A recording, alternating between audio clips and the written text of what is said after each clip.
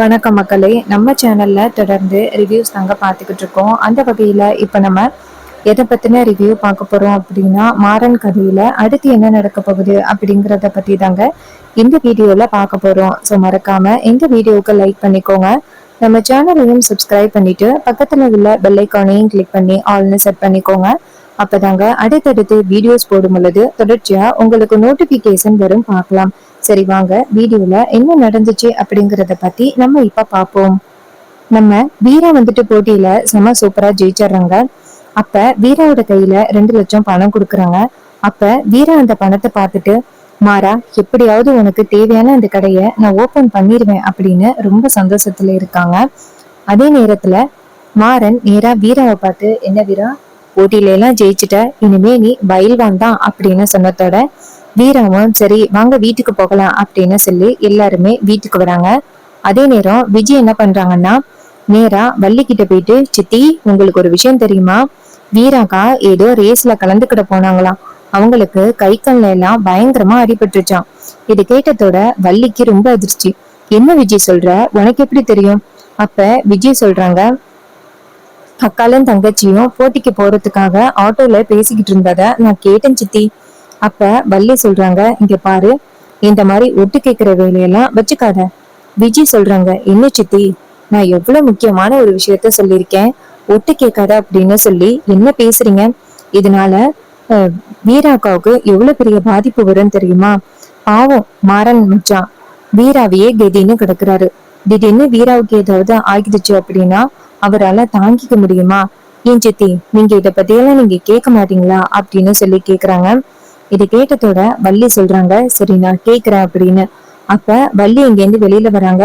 வீரா அங்கேருந்து வராங்க. வீராவோட கை கால்ல அடிபட்டு இருக்கிறத வள்ளி பார்த்துட்டு அதிர்ச்சியாகி ஓடி போய் வீராவோட தலையையும் நெத்தியையும் பார்த்துட்டு, ஐயோ என்ன வீரா இது இப்படி பயங்கரமா அடிபட்டு இருக்கு. வீரா சொல்றாங்க, அதெல்லாம் ஒண்ணும் இல்ல வள்ளியம்மா. அப்ப வள்ளி சொல்றாங்க, ஏன் வீரா பொய் சொல்ற, நீ ரேஸுக்கு போனது எனக்கு தெரியும், இரு நான் மருந்து கொண்டு வரேன் அப்படின்னு வீட்டுக்குள்ள போயிட்டு மருந்து எடுக்க போறாங்க. அப்ப விஜய் கேக்குறாங்க, பாத்தீங்களா சித்தி, உங்ககிட்ட சொல்லாம அவங்க என்னெல்லாம் பண்ணிக்கிட்டு இருக்காங்க அப்படின்னு, அவங்க தலையில எப்படி அடிபட்டு இருக்கு பாத்தீங்களா, பார்க்கவே பயமா இருக்கு.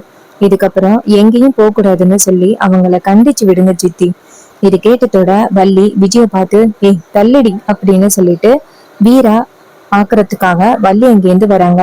விஜி இத பார்த்துட்டு அதிர்ச்சி ஆகுறாங்க. என்னடா இது, அவ ரேஸுக்கு போனதை கேட்டு இவ டென்ஷன் ஆகுவா அப்படின்னு பார்த்தா அவளுக்கு மருந்து போட்டு விட போறா. வர வர இவ கொஞ்சம் கொஞ்சமா அவ பக்கம் சாயிராளே, விடக்கூடாதே அப்படின்னு நினைக்கிறாங்க.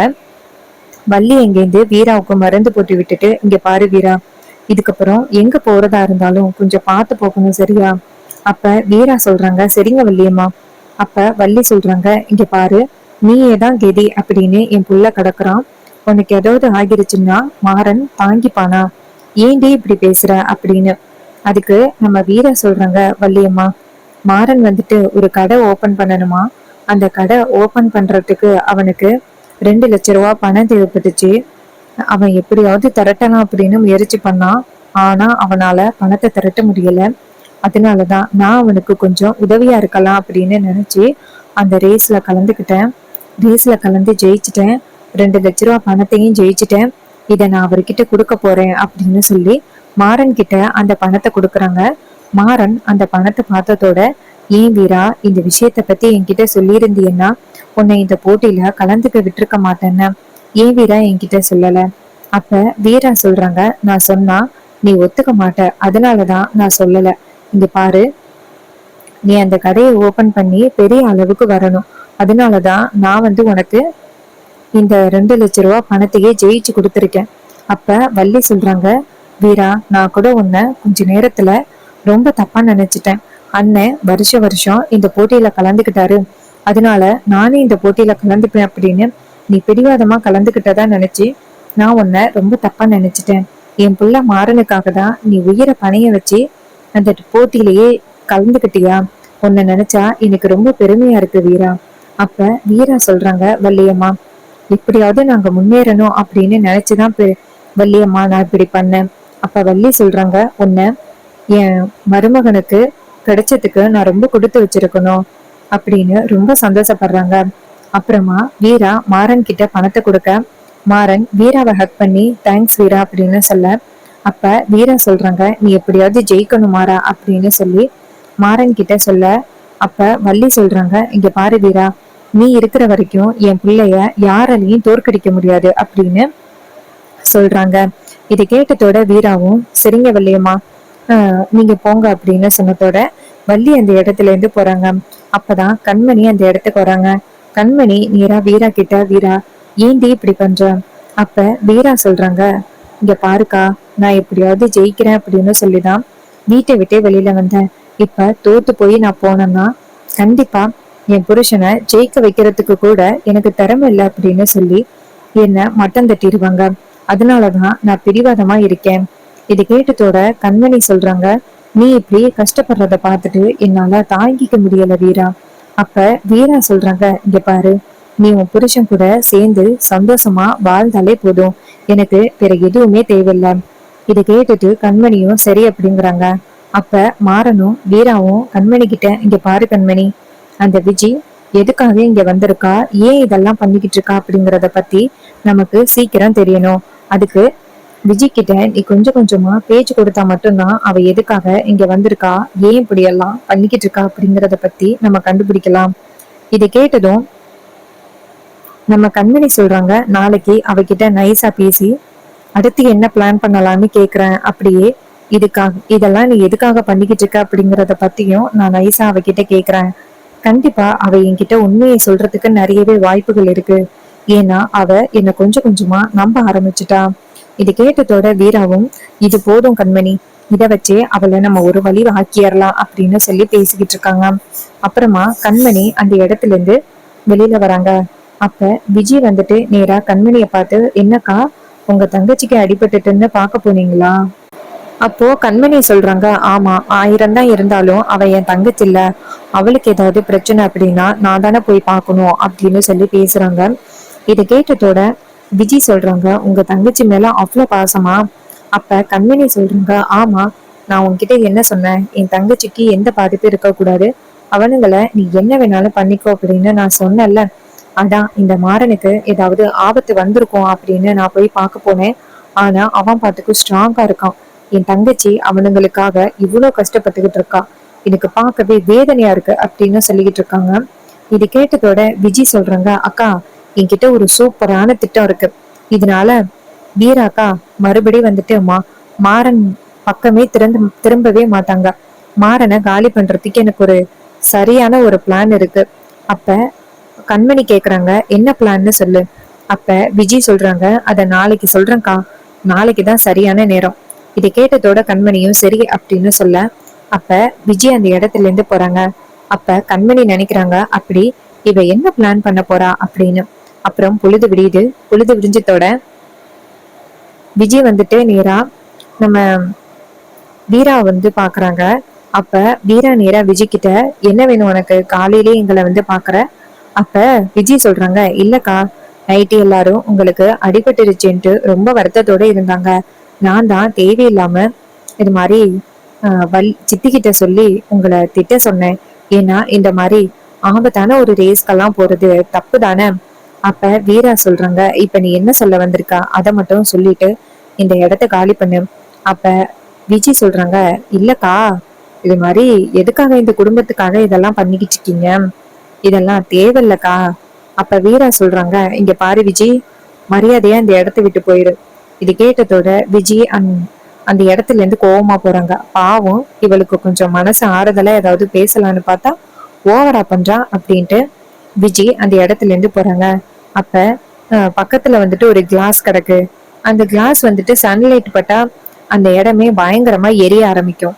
அப்ப விஜய் என்ன பண்றாங்கன்னா என்னையவே எதிர்த்து பேசுறியா அப்படின்ட்டு அந்த எரியிற அந்த லைட் அந்த கிளாஸ கொண்டாந்து வீரா வீட்டோட கூரை பக்கம் வைக்கிறாங்க. இதனால வீராவோட கூரை பக்கம் ஒரு பக்கம் எரிய ஆரம்பிக்குது. அப்ப வீரா நேரா மாறன்ட்டா மாறா, ஏதோ கருகிற வாசம் அடிக்குது இல்ல. மாறன் சொல்றாரு ஆமா வீரா, எனக்கும் வாடை அடிக்குது, என்னது அப்படின்னு சொல்லிட்டு வெளியில வந்து பாக்குறாங்க. பார்த்தா வீடு அப்படியே பத்திக்கிட்டே எரிஞ்சுக்கிட்டு இருக்கு. அப்ப விஜி எதேச்சியா அந்த இடத்துக்கு வர மாதிரி வந்துட்டு ஐயோ, வீராக்காவோட வீடு எரியுது, யாராவது வாங்க வாங்க அப்படின்னு சொல்லிட்டு கத்துறாங்க. அதே நேரம் அந்த இடத்துக்கு எல்லாரும் ஓடி வராங்க. ராகவனும் கார்த்தியும் மாறனும் சேர்ந்து அந்த தீயை அணைக்கிறாங்க. அப்ப நம்ம வீரா நேரா மாறன்ட்ட, என்ன மாறா இப்படி ஆகிருச்சு? அப்ப மாறன் கேக்குறாரு, வீரா ஜெயிச்ச பணத்தை எங்க வச்ச? அப்ப வீரா சொல்றாங்க, வீட்டுக்குள்ளதான் மாறா வச்சேன் அப்படின்னு. அப்ப மாறன் சொல்றாரு, ஐயோ அந்த பணம் பூரா எரிஞ்சு போச்சா அப்படின்னு. அப்ப வீராவுக்கு பேரதிர்ச்சி ஆகுது. என்னடா இது, வீட்டுக்குள்ள வச்சிருந்த பணம் அப்படியே எரிஞ்சு போச்சே அப்படின்னு வேதனைப்படுறாங்க. நல்லா இருந்த வீடு எப்படி திடீர்னு தீ பிடிக்கும், சந்தேகமா இருக்கு அப்படின்னு சொல்றாங்க. இதை கேட்டதோட நம்ம ராமச்சந்திரா சொல்றாரு, அதான் எனக்கும் தெரியல எப்படி இந்த வீடு தீ பிடிச்சிச்சு அப்படின்னு. அப்ப விஜய் சொல்றாங்க, என்ன மாமா அவ்வளோ அந்த அளவுக்கு வெயில் அடிக்குது, ஒருவேளை அந்த வெயில்ல கூட எரிஞ்சிருக்கலாம்ல. அப்ப மாறன் கேக்குறாரு, அப்படியா இருந்தா எல்லார் வீடுமே கூரை வீடுதான், எல்லார் வீடும் எரிஞ்சிருக்கணும்ல, இந்த வீடு மட்டும் பர்டிகுலரா எரியுதே, அதான் எனக்கு சந்தேகமா இருக்கு அப்படின்னு விஜய பாக்குறாங்க. அப்ப விஜய் திரு திருன்னு முழிச்சிட்டு நிக்கிறாங்க. அப்புறமா வீராவும் மாறனும் அந்த ரோட்ல உட்கார்ந்துருக்காங்க. அதே நேரம் வள்ளி இங்கேருந்து வந்துட்டு மாறனையும் வீராவையும் பார்த்து, இங்க பாரு, ஏதோ தெரியாம இப்படி ஒரு தப்பு நடந்துருச்சுடா, பெசாப்புல நீங்க 2 பேரும் வீட்டுக்கு வந்துருங்க, உன்னை அப்பா எதுவும் சொல்ல மாட்டாரு. அப்ப மாறன் சொல்றாரு, நான் தோத்து போய் அந்த வீட்டுக்குள்ள வரமாட்டேன், நான் ஜெயிச்சா மட்டும்தான் அந்த வீட்டுக்குள்ள வருவேன், அது வரைக்கும் என்னை கூப்பிடாத அப்படின்னு சொல்லி கோவப்படுறாரு மாறன். அப்ப நம்ம வள்ளி சொல்றாங்க, ஏன்டா இப்படி பிடிவாதம் பிடிக்கிற? இது கேட்டதோட நம்ம மாறன் சொல்றாரு, இங்க பாருத்த, உனக்கே தெரியும் நான் ஜெயிச்சுட்டு தான் அந்த வீட்டுக்குள்ள வருவேன் அப்படின்னு சொல்லியிருக்கேன். வள்ளி நேரா வீராவை பார்த்து, வீரா நீயும் பிடிவாதம் பிடிக்கிறியா வீரா? அப்ப வீரா சொல்றாங்க, வள்ளியம்மா நான் ஒரு முடிவு பண்ணிட்டேன், அவரை ஜெயிக்க வச்சுட்டு தான் நான் வருவேன். இது கேட்டதோட மாறனும் சரி அப்படி, வள்ளியும் சரி அப்படின்னு சொல்லிட்டு அங்கேருந்து வீட்டுக்குள்ள போறாரு. ராமச்சந்திரன் வள்ளிய பார்த்து, என்னாச்சு வள்ளி, அவன் ஏதாவது சொன்னானா? அப்ப வள்ளி சொல்றாங்க, அண்ணன் என்ன போய் நீ கூட்டிட்டு வான்னு சொல்றதுக்கு நீ போய் கூப்பிடலாம்ல, உன் புள்ள நீ கூப்பிட்டா வரமாட்டேன்னா சொல்ல போறான், ஏனே இப்படி இருக்க? அப்ப ராமச்சந்திர சொல்றாரு, இங்க பாரு, நான் கூப்பிட்டா அவன் வரமாட்டான், நான் போய் இப்ப கூப்பிட்டேன்னு வச்சுக்கேன், நீ நினைச்ச மாதிரியே நான் தோத்து போயிட்டேன் அப்படின்னு சொல்லுவான். அவன் தோத்து போகணும்னு நான் நினைப்பேனா வள்ளி? அவன் அப்படி சொன்னானா நான் உடஞ்சு போயிடுவேன், அதனாலதான் வள்ளி நான் போகல. இது கேட்டதோட வள்ளி சொல்றாங்க, ஏன்னா இப்படி இருக்க? அவன் உன் மேல அந்த அளவுக்கு பாசத்தோட இருக்கான், நீயும் பாசத்தோட இருக்க, ஏன் தான் இப்படி இருக்கீங்களோ தெரியல. ஆனா மாறன் அப்படி நடு தெருவுல உட்கார்ந்து இருக்கிறத பார்த்துட்டு எனக்கு ரொம்ப வேதனையா இருக்குன்னா அப்படின்னு சொன்னதோட ராமச்சந்திரா சொல்றாரு, எனக்கு மட்டுமா வள்ளி வேதனையா இல்ல, எனக்கும் வேதனையா தான் இருக்கு. ஏதாவது ஒரு விஷயத்த அவன் சாதிக்கணும் அப்படின்னு நினைச்சா ஏதாவது ஒரு வகையில அவனுக்கு பிரச்சனை வந்துகிட்டே இருக்கு, நினைச்சாலே ரொம்ப கஷ்டமா இருக்கு வள்ளி. அவனுக்கு மட்டும் ஏன் இப்படி தொடர்ந்து பிரச்சனை நடந்துகிட்டே இருக்குன்னு தெரியல வள்ளி அப்படின்னு சொல்லி கஷ்டப்படுறாங்க. அப்ப விஜய் இதையெல்லாம் பார்த்துட்டு ரொம்ப சந்தோஷப்படுறாங்க. அப்ப கண்மணி நைஸா விஜய் கிட்ட வந்துட்டு, விஜய் செம்ம சூப்பரான பிளான் போட்டு செம்மையா கவுத்துட்டியே. அப்ப விஜய் சொல்றாங்க, அக்கா நீங்க ரொம்ப கவலைப்பட்டீங்கல்ல, உங்க தங்கச்சி அந்த கூடாரத்துக்குள்ள இருக்கிறத பார்க்க ரொம்ப கஷ்டமா இருக்குன்னு சொல்லி ரொம்ப கஷ்டப்பட்டீங்களா? உங்களை கஷ்டத்தை பார்க்க எனக்கு கவலையா இருந்துச்சு, அதான் லைட்டா ஒரு சின்ன தீக்குச்சி, பாத்தீங்களா அவங்க போய் நடு தெருவுல உட்காந்துட்டாங்க, நீங்க கவலைப்படாதீங்கக்கா, அவங்களுக்கு வேற ஆப்ஷனே இல்ல, அவங்க இங்கதான் வந்தாகணும். இது கேட்டதோட கண்மணி விஜய பார்த்து, செம்ம சூப்பர் பிளான் விஜி. அப்புறமா கண்மணி நினைக்கிறாங்க, அடி பாவி இவ்வளவு பெரிய பிளான் பண்ணிருக்க, நம்மளை விட எமக அதிகையா இருப்பா போலயே அப்படின்ட்டு. அப்ப கண்மணி லைட்டா விஜய் கிட்ட, சரி விஜய் நீ இதெல்லாம் பண்ணிக்கிட்டு இருக்கியே, எதுக்காக பண்ணிக்கிட்டு இருக்க? நான் என்னோட அண்ணன் இந்த குடும்பத்தினாலதான் இறந்து போயிட்டாங்க அப்படிங்கிற கோவத்துல நான் இப்படி எல்லாம் பண்ணிக்கிட்டு இருக்கேன், நீ எதுக்காக விஜய் இப்படி பண்ணிக்கிட்டு இருக்க? அப்ப விஜய் சொல்றாங்க, அக்கா நீங்க எப்படி உங்க அண்ணனை இழந்தீங்களோ அதே மாதிரி இந்த ராமச்சந்திரன் இருக்கான்னு அவனால என் அப்பாவை இழந்து இப்படி இருக்கேன். இது கேட்டதோட விஜய்க்கு கண்மணிக்கு ரொம்ப அதிர்ச்சி, என்ன சொல்ற? அப்ப விஜய் சொல்றாங்க, ஆமாக்கா எங்க அப்பா கூனி குறுகி இறந்தாரு, இது எல்லாத்துக்கும் யார் தெரியுமா காரணம்? இந்த ராமச்சந்திரன் தான். இவனை பழி வாங்கணும் அப்படிங்கிற ஒரு எண்ணத்துலதான் நானே இந்த வீட்டுக்குள்ள வந்திருக்கேன். எப்படி நான் என் அப்பாவை இழந்து அனாதையா இருந்தனோ அதே மாதிரி இவனும் இவன் பிள்ளைங்களை இழந்து நடுத்தருவுல அனாதையா நிக்கணும். அதுதான்க்கா எனக்கு வேணும். அப்ப கண்மணி சொல்றாங்க, சரி அவ்வளவுதானே, உனக்கு என்ன ஹெல்ப் வேணும்னோ அதை நான் பண்றேன். இது கேட்டதோட விஜய் சொல்றாங்க சரிக்கா அப்படின்னு. அப்புறமா கண்மணி நினைக்கிறாங்க, அப்ப இந்த குடும்பத்தை சுக்குநூறா உடைச்சி ஒவ்வொருத்தரையும் காலி பண்ணணும் அப்படிங்கிறது தான் இவளோட பிளானா. இதை உடனேயே நம்ம வீரா கிட்ட சொல்லணும் அப்படின்ட்டு கண்மணி அங்கேருந்து வராங்க. வந்துட்டு வீராவுக்கு நேரா ஃபோன் பண்றாங்க. வீரா ஃபோன் அட்டன் பண்ணி, சொல்லு விஜி, சொல்லு கண்மணி. அப்ப கண்மணி சொல்றாங்க, வீரா அந்த விஜி எதுக்காக இந்த வீட்டுக்குள்ள வந்திருக்கா அப்படிங்கறத அவ வாயாலேயே சொல்லிட்டா. அப்ப வீரா டக்குன்னு ஷாக் ஆகி எந்திரிக்க, இதை கேட்டதோட நம்ம மாறன் வந்துட்டு அதிர்ச்சியாகி எந்திரிக்கிறாரு. அப்ப மாறன் கேக்குறாரு, என்ன வீரா இப்படி சொல்றாங்க? அப்ப வீரா மாறன் கிட்ட ஒரு நிமிஷம் இருமாறா அப்படின்ட்டு வீரா கண்மணி கிட்ட, கண்மணி தெளிவா சொல்லு கண்மணி. அப்ப கண்மணி சொல்றாங்க, வீரா ராமச்சந்திர மாமா இருக்காருல்ல, அவரு அந்த விஜயோட அப்பா இறக்குறதுக்கு காரணமா, அதனால இந்த குடும்பத்தையே ஒட்டுமொத்தமா காலி பண்ணணும் அப்படின்னு நினைச்சுதான் அவ இந்த வீட்டுக்குள்ளேயே வந்திருக்கா. இதை கேட்டதோட செம்ம அதிர்ச்சி ஆகுறாங்க நம்ம வீரா. என்ன கண்மணி சொல்ற? அப்ப கண்மணி சொல்றாங்க, ஆமா வீரா, இத இப்பதான் அவ வாயாலேயே ஒத்துக்கிட்டா. இது கேட்டதோட வீராவுக்கு ரொம்ப அதிர்ச்சி. அப்ப வீரா கண்மணி கிட்ட, இங்க பாரு, என்கிட்ட சொன்ன விஷயத்த அவகிட்ட ஒரு காலம் சொல்லிடாத. அவளை எப்படியாவது நம்ம திட்டத்துல சிக்க வச்சு அவளை இந்த வீட்டை விட்டு துரத்தணும். அப்பதான் நம்ம குடும்பத்துக்கு எந்தவித ஆபத்தும் பாதிப்பும் வராது. அப்ப கண்மணி சொல்றாங்க, எப்ப என் புருஷனோட உயிருக்கு ஆபத்து அவளால வந்துச்சோ அப்பவே அவளை அந்த வீட்டை விட்டு துரத்தணும் அப்படின்னு நான் முடிவு பண்ணிட்டேன். இது கேட்டதோட வீராவும் சரி, இதுக்கப்புறம் அவ வேற ஏதாவது பிளான் பண்ணா என்கிட்ட சொல்லு. இது கேட்டதோட நம்ம கண்மணியும் சரி வீரா அப்படின்னு சொல்லிட்டு போனை கட் பண்றாங்க. அப்புறமா நம்ம விஜய் வந்துட்டு நேரா கண்மணி கிட்ட வந்துட்டு, கண்மணிக்கா என்னோட அடுத்த பிளான் யாரு தெரியுமா? மாறன் வச்சான் தான். அப்ப கண்மணி சொல்றாங்க, சூப்பர், அவனை எப்படியாவது வீட்டை விட்டு துரத்திட்டேன்னு வச்சுக்கேன், அப்புறம் என் தங்கச்சி என் பேச்சுதான் கேட்கணும். அவளை நான் எப்படியாவது வந்துட்டு வீட்டுக்கு அனுப்பிடுவேன். இதை கேட்டதோட நம்ம விஜய் சொல்றாங்க, நீங்க கவலைப்படாதீங்க, எப்படியாவது வீட்டை விட்டு துரத்திடலாம் சரியா. இது கேட்டதோட நம்ம விஜயும் சரி அப்படின்னு சொல்றாங்க. அப்புறமா கண்மணி சொல்றாங்க, இங்க பாரு, ஒரு வேலை யாருக்கிட்டையாவது மாத்திக்கிட்டா என்ன பண்றது? அதுக்கு விஜய் சொல்றாங்க, நான் இது வரைக்கும் எத்தனை பிளான் பண்ணேன், ஏதாவது ஒரு பிளான்ல உங்ககிட்ட சிக்கிக்கிட்டேனா அதே மாதிரி நான் எந்த வித இதுலயும் நான் சிக்கிக்கவே மாட்டேன், நீங்க கவலைப்படாதீங்க அப்படின்னு சொன்னதோட நம்ம கண்மணியும் சரி அப்படின்னு சொல்றாங்க. சோ கண்மணி இதை அப்படியே நம்ம வீரா கிட்ட சொல்லி எச்சரிக்கிறாங்க, அடுத்த பிளான் பண்ணி நம்மள காலி பண்ண பாக்குறா அப்படின்னு. இதை கேட்டதோட நம்ம வீராவும் உஷாராகிடுறாங்க. ஸோ இந்த கதை உங்களுக்கு பிடிச்சிருந்துச்சு அப்படின்னா இந்த வீடியோக்கு மறக்காம லைக் பண்ணிக்கோங்க. நம்ம சேனலையும் சப்ஸ்கிரைப் பண்ணிட்டு பக்கத்துல உள்ள பெல் ஐக்கானையும் கிளிக் பண்ணி ஆல்னு செட் பண்ணிக்கோங்க. அப்பதாங்க அடுத்தடுத்து வீடியோஸ் போடும் பொழுது தொடர்ச்சியா உங்களுக்கு நோட்டிபிகேஷன் வரும், பார்க்கலாம். தேங்க்ஸ் ஃபார் வாட்சிங்.